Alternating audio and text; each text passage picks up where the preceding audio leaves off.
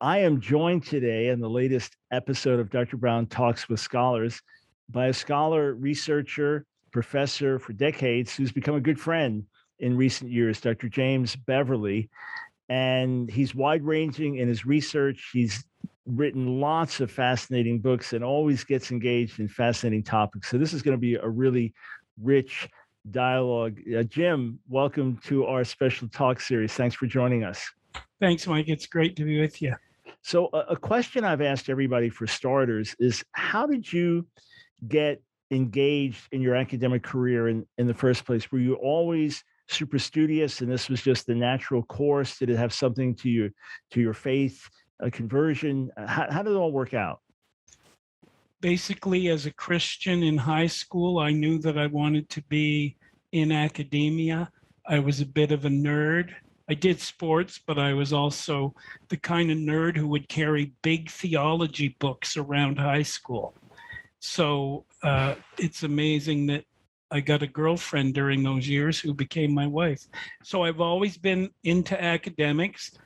I went straight from high school to a bachelor's degree, and then I did two master's degrees and then a PhD. So I became a professor at the ripe age of 24 in 1978 and been a professor ever since. So I knew all along I was into academics. I was also trained for the ministry, and I was a pastor for a while at the same time. And then I sort of had to make a choice, and even my friends, my wife thought that I was best suited as a professor. So professorship for 42 years. Yeah, and definitely the right fit. As I've gotten to know you, definitely the right fit. What did you get your two master's degrees in, and your PhD in? One was a Master of Divinity from Acadia, a university in Nova Scotia on the east coast of Canada, and then a Master of Theology from the University of Toronto, and then a PhD from the University of St. Michael's College, which is connected with the U of T. I did my second master's degree and my PhD mainly in the study of religions. My doctoral dissertation was on the secret teachings of Reverend Sun Myung Moon, the founder of the famous Moonies or Unification Church. So I specialized in religions, along with I did philosophy and ethics and standard theology stuff. One of my big themes, of which religions is a part, is apologetics. So that's been one of the big focus of my life. You know, when I was in grad school, I learned the German word Sitzfleisch, which is literally sitting flesh. And it's about the need to be able to sit and study and learn for long periods of time. Not everybody is cut out for that. But you are, along with the professor, a real research scholar, that when you start to dig, you just go source after source after source, and you've got something about you that really seeks objectivity. Did you have to learn that to try to put aside your own presuppositions and study things in the most unbiased way that you could? Or was that just something kind of like a sixth sense inside of you? No, I think I had to learn it. I think I've always been good at listening to any side of a story. You know, my thesis supervisor when I was doing my BA in philosophy was a atheist, and through my doctorate, I was taught by people who were atheists or people who were Buddhists or Muslims, etc. But I think over time, I got better at being more aware of my own biases, and then also seeing the ways in which, say, some negative attitude led me to be too critical of some group or some ideology. But I think I can speak like people in other religions to the degree where people who hear me pretending to be in that religion think I'm a member. I once did a talk at a Unity gathering with, I don't know, maybe 500-600 young people, young adults in Charlotte, North Carolina. And I did a debate where I debated myself. The first 15 minutes, I passionately presented Calvinism. The second 15 minutes, I passionately presented Arminianism.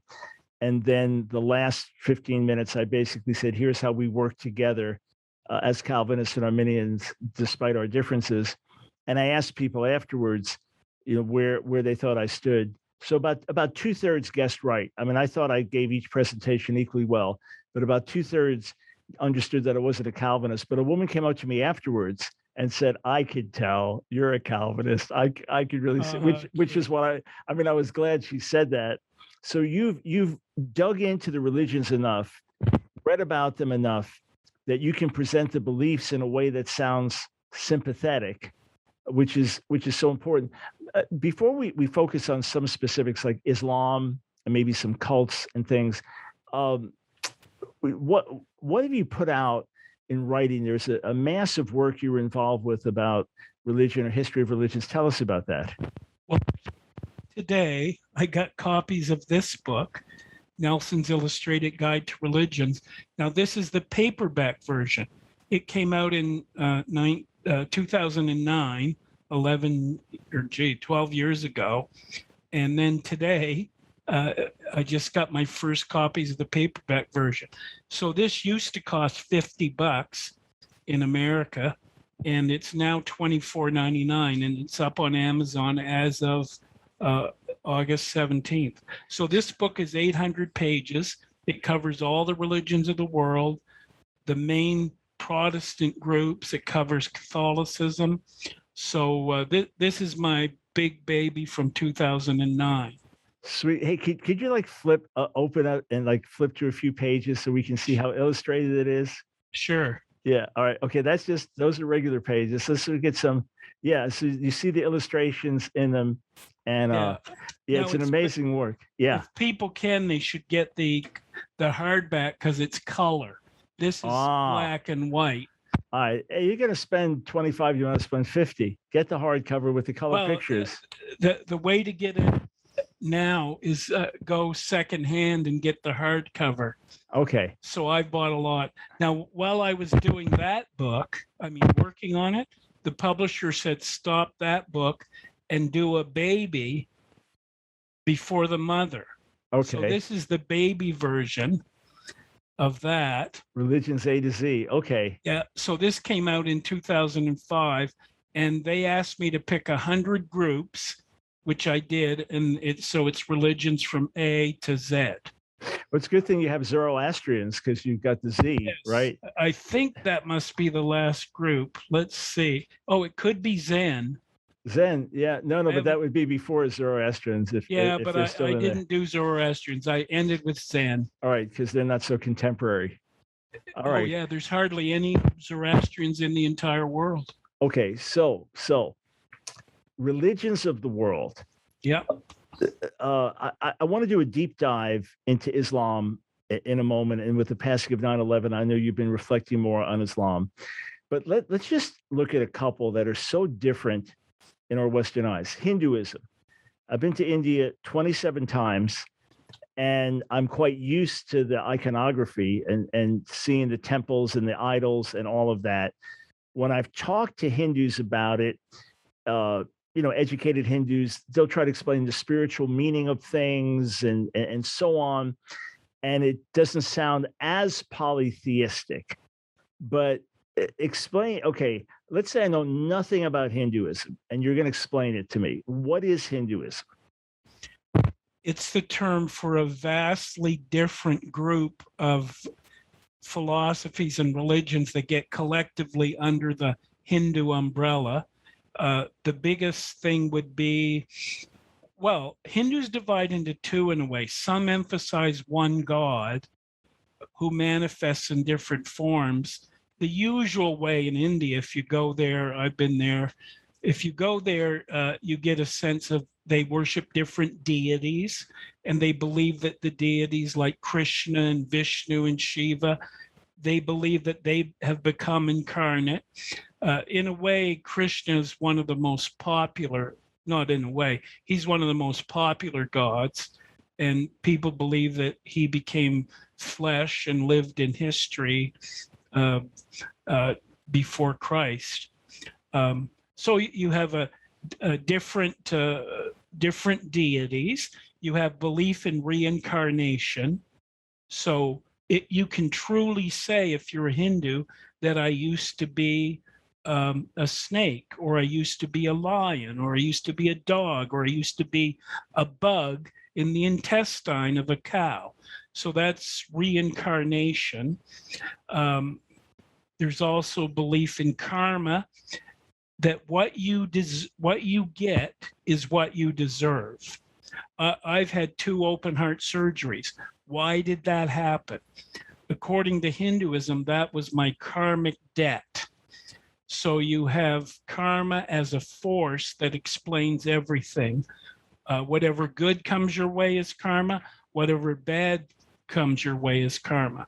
Now, in the Christian view, there's often the theory that your sins find you out, but it's not an exact reality on earth. Bad things happen, and what we say as Christians is there's not a one-to-one connection. Now, so deities, karma, reincarnation. All right, just digging a little deeper into this, does the reincarnation view produce a certain passivity in certain ways? In other words, if you're born untouchable and utterly impoverished, that's your lot in life, so that to get a better reincarnation the next time around, you just have to suffer and endure that. Is that a misconception, or is that a reality? I'd say it's partly a reality. One of the things that's happened is untouchables have been blessed mostly by Christian missions. Mm-hmm.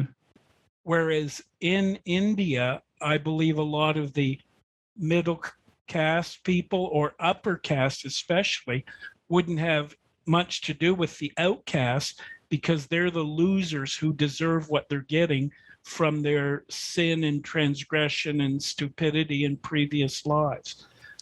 So I think there's some passivity with that idea that, you really can't do much about your fate. All right, so let's say that I'm a terribly poor person, and that's the result of my previous life being a wicked life, but I endure it well, and I'm not bitter, and I still worship the gods, whatever. Do I go to heaven, or do I just come back in a better incarnation the next time around? Well, it's better to think of it as repeated incarnations over time. It's not like there's earth and then there's a heaven.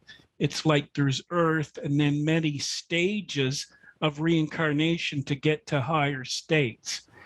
And then Hindus diverge on will you merge with God and become part of God, or are you always distinct from God?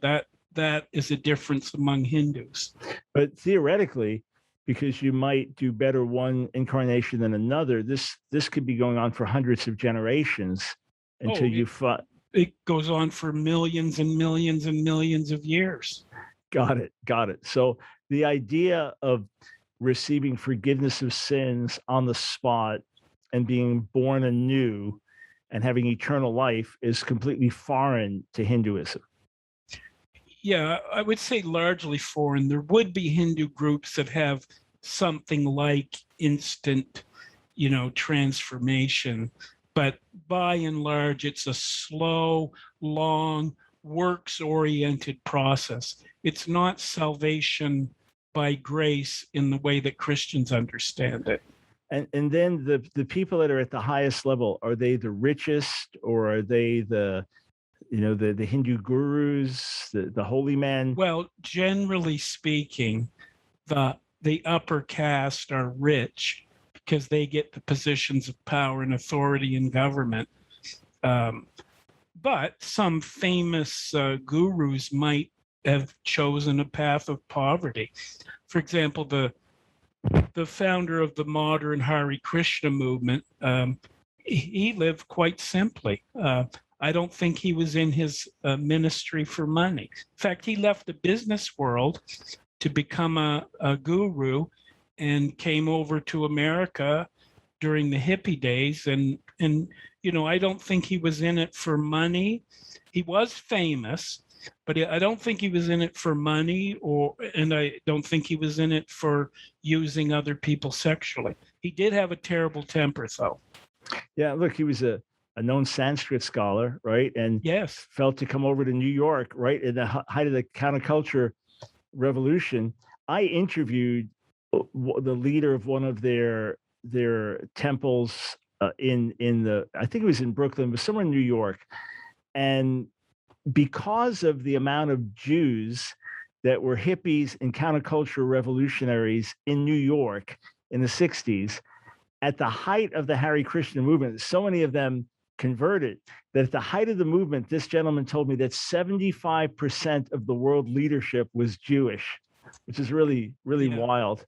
Yeah, I knew that connection. Also, a lot of Jews became Buddhists, right? And you got the expression Jew booze. Exactly. In fact, right, for a period of time, the largest number of converts to Buddhism in the West were Jews, even though Jews are such a small percentage of the population. So moving over there, which is where I was going next, to Buddhism, is there a concept of a personal God or an eternal deity in Buddhism?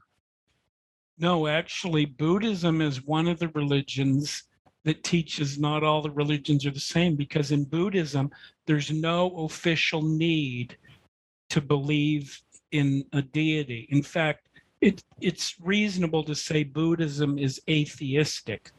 Now, even with that being said, the Buddha serves as a God figure, or the Buddha realm serves like the divine top of things. But there's nothing like a personal God in a strict sense of an all, one God, eternal, personal. That's not into Buddhism. It's all about Buddha or about the various Buddhas. So Buddhism is essentially a non-theistic religion. According to Buddhism, how did the world get here? It's sort of an eternal progression. It's an eternal evolving reality. And no one knows when it started. Billions of eons, billions of eternal realities. And so what's the purpose of Buddhism? Is it just helping to deal with suffering in this world? What does a Buddhist get out of his or her faith? I would say to solve the problem of suffering. And that's based on believing that fundamentally humans are screwed up because of bad desire. Now, here's a point in logic. When Buddhists say the problem with reality is that people's desires leads to sin and evil, sometimes we make the mistake of saying, oh, well, if desire is wrong, then desiring not to desire is wrong. Therefore, Buddhism is contradictory. And the answer to that from any thinking person, Buddhist or otherwise, is, did you ever think there might be good desire and bad desire? So when Buddhists say desire is the problem, they don't mean good desires. They mean bad desires, which is a decent point. And then what we talked about in Hinduism, the cycle of reincarnations until you arrive at some goal, some state. Buddhists talk about nirvana. So is it that you arrive at, since there's no deity, it's not like you go to be with the Lord. Is it that you just evolve to a certain point where you no longer suffer, or do you cease to exist? What's the end goal of this all? The usual view is that you rise to a higher level of being, but you won't be the same person. When I interviewed the Dalai Lama in India quite a few years ago, I remember talking to a couple of his leaders, and I said, you know, the Dalai Lama and I share some common realities. We both lost our mother, and then I said, could I ask him if he plans to meet his mother again? And one of his leaders said, probably that's not a good avenue to go, because the mother will be different, and so will the Dalai Lama. Now, I regard that as sad. Like, I plan and hope by God's grace to meet my mother when I die. Mm-hmm.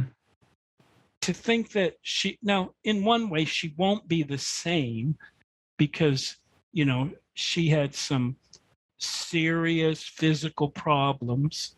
And so heaven means we're the same without the body and spiritual defects. But I hope to meet my mother again, and to think that I'm so different I won't know her, or that she's so different. Anyway, I found that kind of sad about the Dalai Lama situation. Interesting. I tried, Mike, by the way, to lead him to Jesus. I remember even before I went to his compound and before I went through security, I remembered the verse, every knee will bow to Jesus, mine, yours, and the Dalai Lama's. So at a certain point in the interview, I asked him what he thought of Jesus. And I was hoping to use C.S. Lewis's argument, the trilogy, is Jesus liar, Lord, or lunatic? And believe it or not, he ended up saying that Jesus was allowed to deceive about himself because the people weren't ready to handle it. I remember when he said that, it sort of blew my mind. I was polite and didn't argue with him, but it was really sad to me. Who is Jesus? In fact, I'll say to people listening or watching, given what Jesus claimed about himself, he's either lying or crazy, or he's the Lord, liar, lunatic, or Lord. I mean, sometimes we don't have to have such alternatives. If I say right now, I think there's an elephant in my front yard, you don't have to say he's either lying or crazy. It could be true. It's not bizarre theory. But if I say there's 3 elephants and 4 giraffes behind me in this office. Whoa, look. Oh, sorry. I just saw them. Oh, yeah. They only stay for a little while. Got it. But I did see them quick. Okay. So anyway, I was hoping the Dalai Lama would realize that, given that he thinks Jesus is a great person and great people should tell the truth, the Dalai Lama should become a believer in Jesus. So let me ask you this. You've talked to different leaders of world religions, cults, things like that. And we both believe that salvation is found only in Jesus. We both believe that when he said, I'm the way, the truth, the life, no one comes to the Father except by me, that's what he actually meant. Therefore, we go into all the world and tell people about Jesus. At the same time, we recognize that there are human beings who have certain qualities about them, and that either a charisma or something unusual about them, or you feel an aura or something intimidating, not just, because someone's big and strong necessarily, but kind of an aura. Did you feel that way with the Dalai Lama or with any of the world religion leaders that you met with, or maybe a cult leader where it felt like a very diabolical thing? This is, again, your perception, your perspective. Comment on that. With the Dalai Lama, the main thing I felt was what a wonderful guy.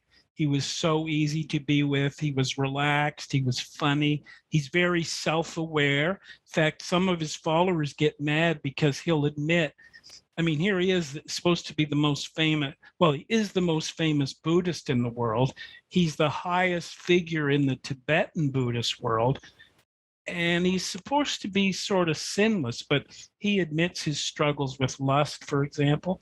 So I was impressed by his humanity. I had no feeling of being in the presence of super spirituality. The main thing I felt meeting different leaders, I'm friends with one of the top Muslim leaders in Canada. The main feeling I felt is usually sincere people who are Mm-hmm. nice. Uh, I've, I mean, this will be kind of weird to say, but I'm friends with the head of the Church of Satan, who's Peter Gilmore. He lives in New York State. And when I first met him in New York City, I went with the typical stereotype. This guy's going to be a bit of a downer, etc. But paradoxically, ironically, he's a very cultured, nice guy. Doesn't want to. He told me once in an email he wanted to live a Jesus-free life. And in terms of his ideology, the darkness of Satanism, that makes me sad. But I didn't get a feeling of evil from him. And here's something ironic. Isn't it kind of ironic that he's treated me better than some of my fellow Christian leaders? Yeah, it happens sometimes that the people of the world give us a better shake than. Jesus said the children of darkness sometimes have more light than the children of light, sometimes more shrewd. Yeah. Have you been around Christian leaders where you really felt I'm in the presence of a man or woman of God? Well, when I've been with some Christian leaders, I've had an incredible sense of how dedicated they are and how gifted they are and how passionate they are. Like, I'm good friends, as you know, with Rodney Howard-Browne, and I believe Rodney's just an amazing human being. I don't always agree with him. I think sometimes he might be a bit too this or that, but he's fundamentally an amazing, passionate evangelist. So I felt that. Sometimes it's great when you listen to somebody that you instinctively expect not to learn from, and then lo and behold, I just listened to a Jerry Savelle sermon, the word faith preacher, and I have areas of disagreement with him, but it was basically a marvelous inspirational service and sermon about walking in faith. Yeah, I mean, sometimes we can throw the baby out with the bathwater, and because we have a strong theological disagreement, write the person off as a total non-believer, or simply exclude them as having anything good to offer. And, Right. and many times there's a lot of good in all different kinds of circles. Look, there are people I deeply differ with in terms of the gifts and power of the Spirit today and other issues like that, which are major. But boy, are they gifted in other areas and full of wisdom or Christ-like examples in other ways. So, yeah, it's best if we all walk in humility, hold to the truth firmly, but walk in humility. All right. So back to world religions, Islam. Mhm. What is the real Islam? Is the real Islam the Islam of the terrorists and the Taliban and Al Qaeda? Is the real Islam the Islam of the moderate Muslim that we might know from our community? Is there a true Islam? I know we have a difference between Shia and Sunni, but is there a true Islam? Has it evolved over the centuries? What's your take? I think you could say in a broad way, there's three Islams. There's the Islam of the really, we'll go from liberal to most extreme. Okay. The Islam of liberal Muslims, like many in America or Canada or Europe, that's the kind of Islam that wants to get along with every religion. There's no interest in jihad or violence. There's no plan to take over the world. It's sort of like, let's get along together. Let's have human rights. Let's have freedom of religion. Now, the liberal Muslim is going to like the Quran. They're going to love Mohammed, but they won't be as concerned about following Islamic law. Now, you make a big leap to conservative Islam, in terms of Muhammad is the prophet of God, peace be upon him. The Quran is the ultimate and eternal word of God, infallible, given supernaturally, direct from heaven in Arabic. You follow that with, so there's a book, there's a prophet, Muhammad, and then you go with Islamic law, and then you follow the life of Muhammad as your example, and then you build Islamic empires based on following Muhammad, following the Quran, following Sharia law, and out of that, you want the whole world to become Muslim. But you don't necessarily believe in, no, in the conservative Muslim world, you don't believe in jihad or terror. And then going further, you get the Taliban, the Islam of Saudi Arabia when it's conservative, but even there, you got to distinguish between the Taliban and Saudi Arabia. They're both very, very, very conservative. But the Taliban, they would cut your head off in a second. They'll do the extremist. But even there, Al-Qaeda is more extreme than the Taliban. The Al-Qaeda, they want to have a worldwide Islamic empire, and they're out to destroy America, Canada, Europe, take over everything, and they believe in a jihad. So there are those three Islams. Now, I think the only one that's a long way from what you get if you read the Quran or follow the details of Muhammad, I think the liberal Islam is the farthest from the Quran, the life of Muhammad, and the rule of law in Sharia. Right. So in other words, it's a nominal Islam that would be similar to a Christianity that says, well, other religions are equally valid, and we don't really know if Jesus rose from the dead. And so it's really not Christian, but many people that go to church say, yeah, we're Christians, but they're liberal. So same with liberal Muslims. That's not the Islam that has grown or survived around the world through the centuries, by and large. No, the Islam through the centuries is pretty strict. I mean, once Muslims gained power, 100 years after Muhammad, or even less, it was a pretty strict rule all over from Spain to India. And as Muslims went into Europe, pretty strict. Now, the liberal Muslims, I mean, I have no doubt at all that they believe they're following the Prophet. They basically follow the Quran. The thing they wouldn't be as keen on is the warfare stuff or the jihad, or the atrocities connected with Al-Qaeda or the Taliban. And when you think of Islam, would you agree with the statement that Muhammad began as a spiritual leader, then became a political leader, then a military leader?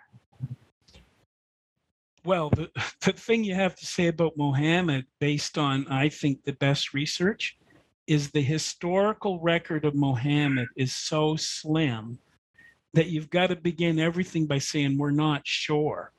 Like, the histories of Muhammad date from a long time after he was allegedly born. So if you read people like J. Smith or Robert Spencer, you'll read their critiques about Islamic history and how bad the history is. But if you just took the basic narrative of Muhammad at face value, you're right. He starts out as in a spiritual focus, then he gets power, he wins politically, and then it becomes very militant.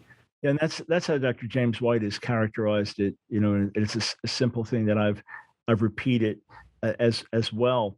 So the radical Muslims today, they have their texts and they have their historical examples to back what they're doing. In other words, it's different than if a Christian goes out and blows up a building and says, I got this from the New Testament and the example of the apostles. No, you did not. You did not get that example when you blew up that building because it was filled with atheists. No, that's not Christian. Nothing about it. But a Muslim that, say, right now the Taliban and seeking to drive out the influence of the West and enforce Sharia law and with all of its violence, they could say, hey, we have clear precedent in history and in the Quran and in the life of Muhammad himself. Oh yeah, Muhammad is a warrior. He did stuff that I think is embarrassing to most Muslims. A poet wrote a poem against him when he got into power, and one of his soldiers went and killed the woman while she was breastfeeding her child. And Muhammad said, that's as significant as a two goats butting heads.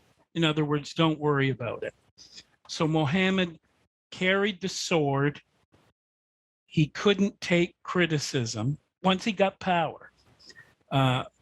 So that becomes the precedent for darker forms of Islam later on. Mm-hmm. Now, I've debated about, do I think if Muhammad was alive today, would he approve Al-Qaeda or the Taliban? I would give that a bit of uncertainty, but it wouldn't shock me if he did, because he took over all of Saudi Arabia, all of Israel, quite quickly, and it was pretty violent. Though I think, to be fair to him, he was more diplomatic than Osama bin Laden. Got it. But still, when I first started studying Islam in detail many years ago, I remember thinking, what if I find out that Muhammad is equal or greater than Jesus? I said, we got to go look at the material and see what I think. So I got these big, fat history books written by Muslims, and the story of Muhammad. The early Muhammad is diplomatic and much nicer than the later Muhammad.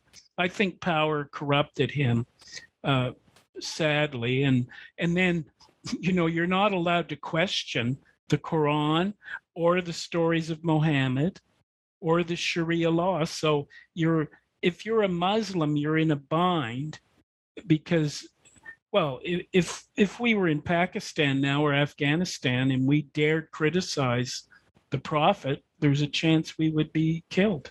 Yep, absolutely. Is that, in your view, one of the greatest strengths of Islam, that it keeps people captive by fear? Well, that explains its power, but I don't regard it as a virtue. Yeah, I phrased that incorrectly when I said one of its strengths. I meant it in the negative sense, that one of the ways in which it exerts its power or force. So thanks for catching that. It's not.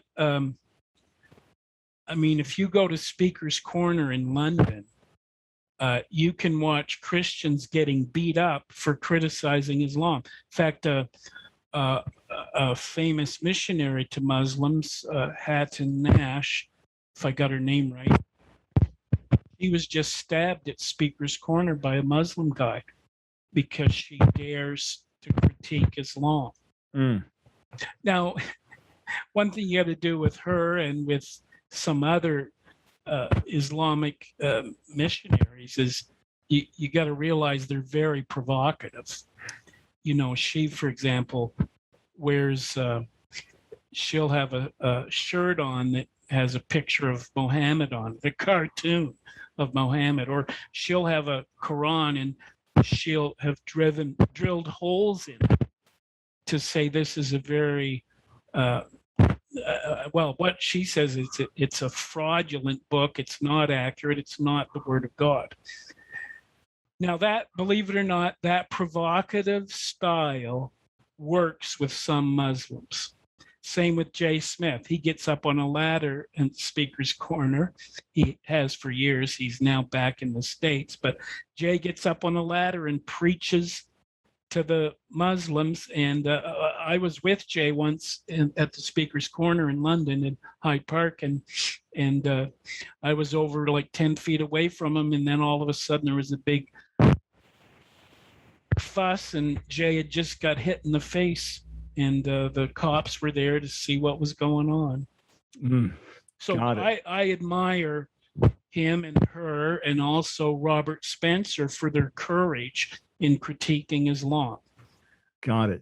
All right. So we talked about Islam, Buddhism, Hinduism, and you're meeting with Dalai Lama and some other leaders.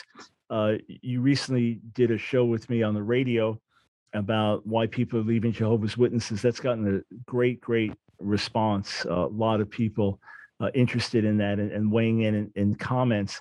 But you also did work on Scientology.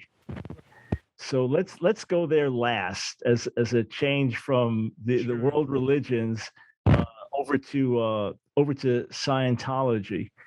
And by the way, I don't know if this confirms the elephants, the giraffes, the other things, but periodically I see a shadow on that back door. So my take is the most logical thing, it would be ghosts, either ghosts or aliens would be the most logical, because we haven't covered that yet. And that's because I didn't get clearance from the aliens to cover it with you. And we did normally before an interview, we do the ghost clearing of the house. But our spiritual tech team wasn't able to do that in advance. So my guess is it's not your wife walking around or someone else in the house casting a shadow. My guess, the most logical, I would say either ghost or aliens. I don't know if you want to weigh in on that, or just you'll have to review the video and come to a conclusion. Well, my wife was having a nap and she just got up from the nap. So there might just be a natural Oh man. Okay. All right. For everybody watching, I was just joking there. Someone's going to weigh in seriously. And no, Dr. Brown, that really was a ghost. But it was just having a moment of lightness with my friend, Dr. Jim. I just wrote a column on UFOs and aliens, and I hadn't got into it for a long time. So, it's amazing the interest and belief in UFOs and aliens and space creatures. There's many religions that are based around UFOs. In fact, that leads into Scientology, because part of Scientology is about a sort of a science fiction view.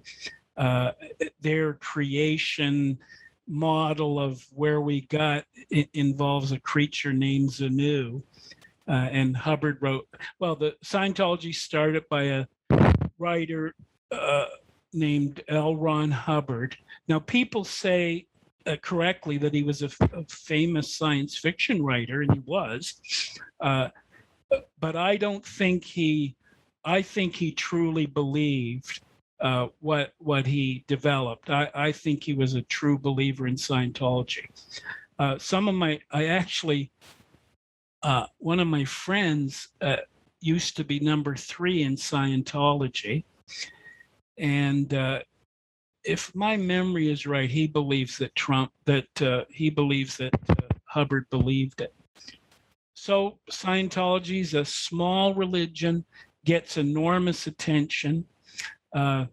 Hubbard led it until his death, and then after he died, the leadership passed through to a guy named David Miscavige, who has run the group with an iron fist.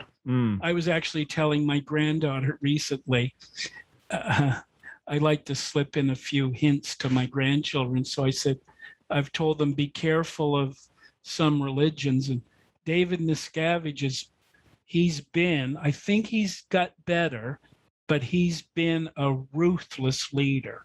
So this friend who used to be number 3, he's been beat up by Miscavige for not performing correctly or asking too many questions. And the essence of what Scientology believes and the alleged power that it gives to, the Hollywood adherents and how this has Right. energized them a certain way? What's the essence of that? Well, like Hinduism and Buddhism, there's a belief in reincarnation.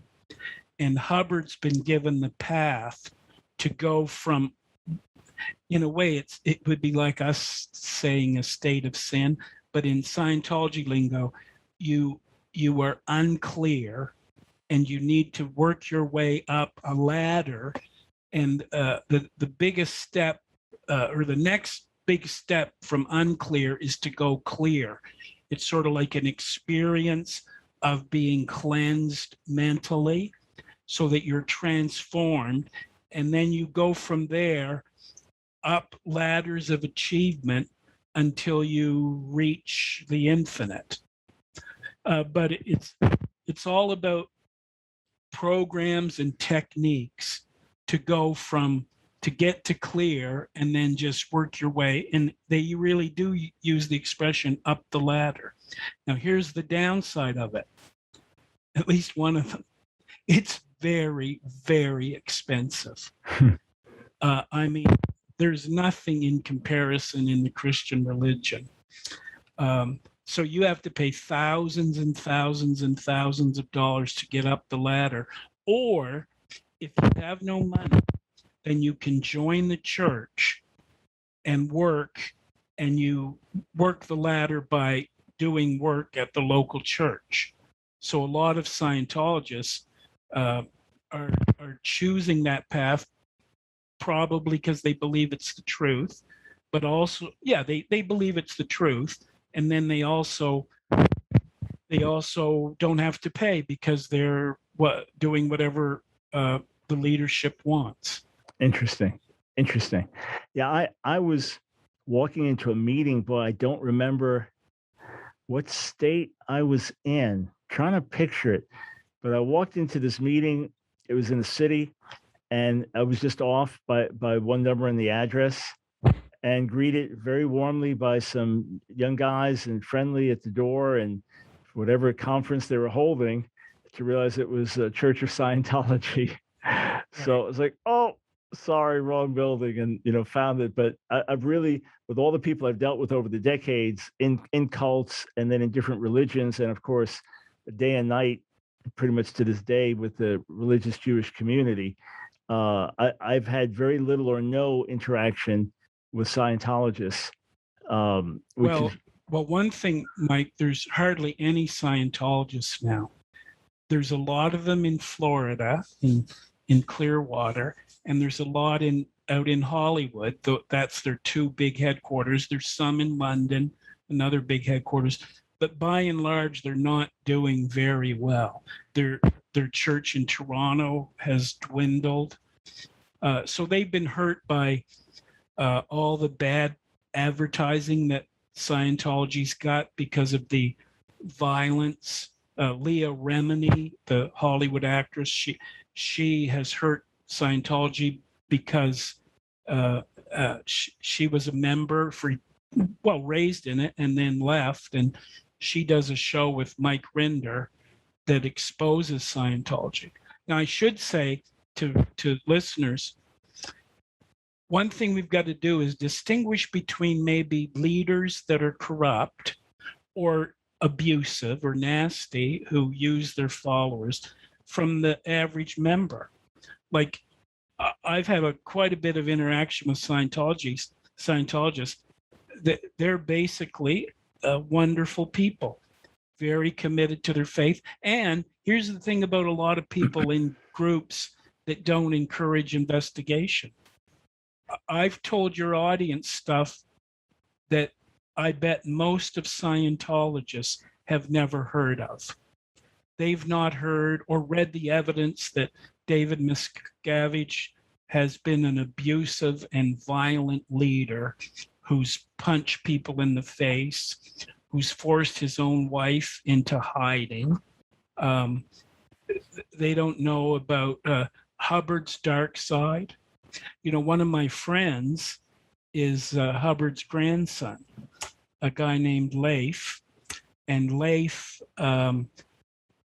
Leif's father was Hubbard's right-hand man, and then he started to see the dark side of Scientology and got his wife and kids away from the church.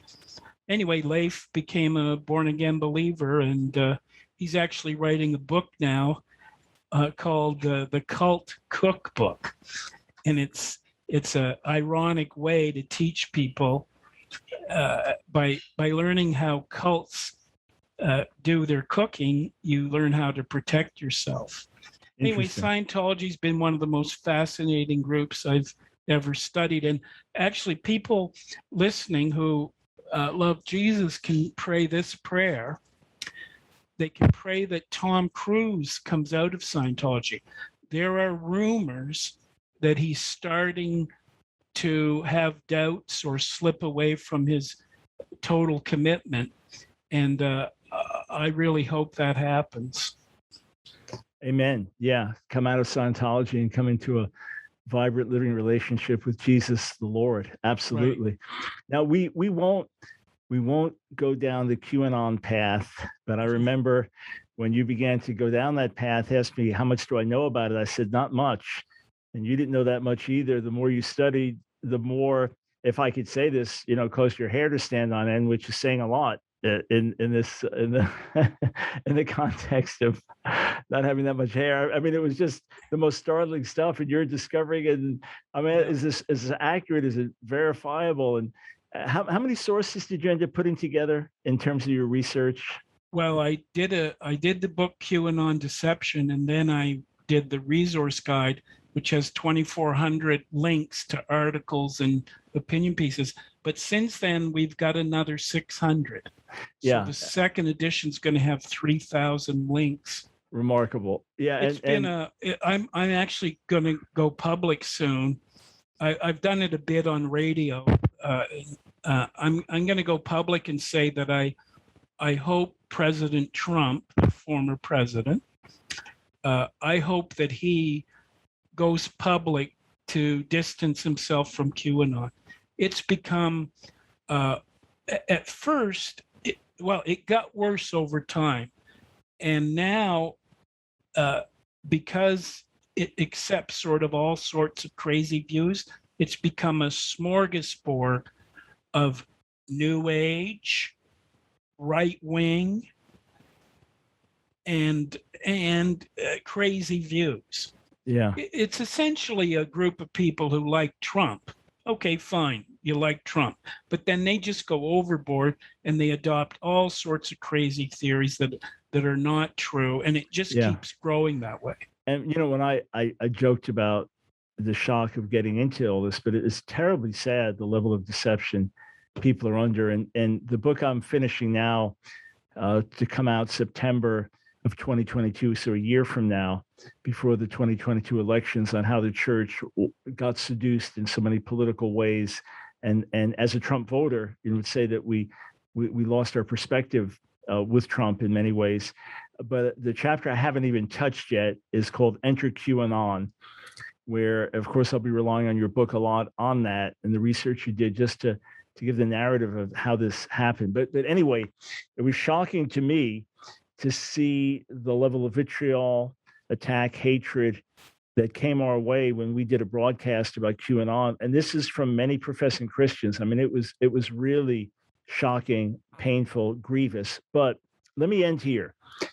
UFOs, aliens, there are obviously enough accounts where people claim to have been abducted by aliens. So they experienced something, either hallucinated it or made it up, or something demonic, or they really were abducted by aliens. And then there seemed to be different degrees of evidence of some kind of unidentified flying objects over the years. The recent officially released report says nothing to it. But what's your own take? And you can give the short answer versus the long, but on what explains the phenomena of UFOs, and B, how do we explain the claims of alien abduction? Well, I'm generally skeptical, but I'm not so skeptical that I think it's all impossible. I mean, unidentified flying objects. I think all you'd need to do to believe in that is say various powerful governments may have scientific stuff going on that we don't know about. Right. So that's one way. I also believe I don't think there's any logical reason why we can't believe that there are other universes and other worlds. So maybe someone from another dimension knows how to get into our dimension. The thing the Christian has to realize is that no matter the claims about UFOs or abductions, one has to keep in perspective that there's one God who's created all things. He has all the power. We don't need to fear. And whatever the person's ideology or belief, every knee will bow to Jesus. Every tongue will confess that Jesus Christ is Lord, because Jesus is God's gift to the world, and he's his only son. By the way, can I tell people the three, I've said this before, I think, when I've been with you, but I have 3 tips for staying out of bad religion. Go for it. Okay, one is, I hope I remember all 3. Guard your mind. Don't join any church or group or religion or philosophy where you're not allowed to investigate things and study things. Jesus never attempted, nor did the Apostle Paul. They did not shut people down for asking questions. So guard your mind. And then sadly, you also have to have the rule, guard your body. There are predators who will use you sexually. And so you've got to keep your mind open to study things and keep your clothes on. Now, no one's going to come to you as a spiritual leader or religious leader or a university professor and say, oh, by the way, I want to ruin your life now, so take your clothes off. No, it'll be a seduction. God wants this to happen. It's in agreement with what the Spirit's guiding. So people should be aware of that like crazy, because it's just tragic, the people who've been seduced. You know, there are groups where the leader gets, I can think of one guy, Baba Ramdas. Well, is that his name? Forget Baba Ramdas. I think it's the guy. It doesn't matter his name. This just happens over and over again. A leader sees a pretty woman or a pretty guy, nice looking guy, and they want their body, so they treat them really special, and then they throw them away. And so some of the most tragic stories I've ever read or heard are from people who've been seduced by religious leaders and then realized they were just used. So guard your mind, guard your body, and then you also want to guard your wallet or your purse, because some religious leaders or business people, etc., they only want your money. Now, this doesn't mean that Christians shouldn't tithe or give, etc. We just need to be careful. Got it. So those 3 things. Guard your mind, guard your body, guard your money. Yep. Good. Now with that, based on this broadcast, do I still have to send you the $50,000 check for your appearance? Just for you, I'll take 10,000. Oh, okay. So we'll just renegotiate By the way, that on the spot. I've just read a whole book about last month about Donald Trump. I'll tell you what you should be in America is a consultant or lawyer dealing with American politics. The money that's made off of legal fees and consulting is just unbelievable. And this is true of Democrats and Republicans. It's not a one-horse reality. Got it. All right. Well, there you have it, folks. Another tip as to how to get rich, how to stay out of bad religions and make a lot of money at the same time. So look, from the Dalai Lama to the grandson of the founder of Scientology, from Hindu to Islam to Buddhism to aliens and UFOs and QAnon and even a little politics. I think we covered a few bases. Hey, hold up that illustrated encyclopedia once again. It's on Amazon. Came out August. It's from 2009. I wanted them to update it, but they said, no, let's do it in paperback. If it does well, you can revise it. 800 pages. One of the most famous professors of modern time, Hans Kung, said, Professor Beverly, my former student, is one of the leading evangelical Christian scholars of religion. His new book is the most comprehensive work of its kind ever done by an evangelical. So that's Hans Kung, a famous German professor. All right. So how many people do you know that studied under the famous Catholic theologian Hans Kung, who have met personally with the Dalai Lama, who are friends with the leader of the Church of Satan, who are friends with the grandson of the founder of Scientology, and who, while doing a broadcast, have either aliens, ghosts, or the shadow of a wife appear at this? I don't know a lot of people in that class. In fact, I only know one, the one and only Dr. James Beverly. Hey, man, great hanging out with you today. You should add to the list that I got to be on your show. That is a real privilege. But that's a given, though. I mean, that's what got you in the door with people. All this other stuff is kind of secondary. What got you in the door was that you're on my show, and now all your thousands of pages of work and research and decades of mentoring and teaching and all the work you've done, now you can get a little respect. Hey, man, it's really these last couple of years as we've gotten to know each other, it's been a joy, and look forward to a lot of fruitful interaction in the future. Yeah, thanks, Mike. All right, God bless. Thanks. Take care. Bye-bye.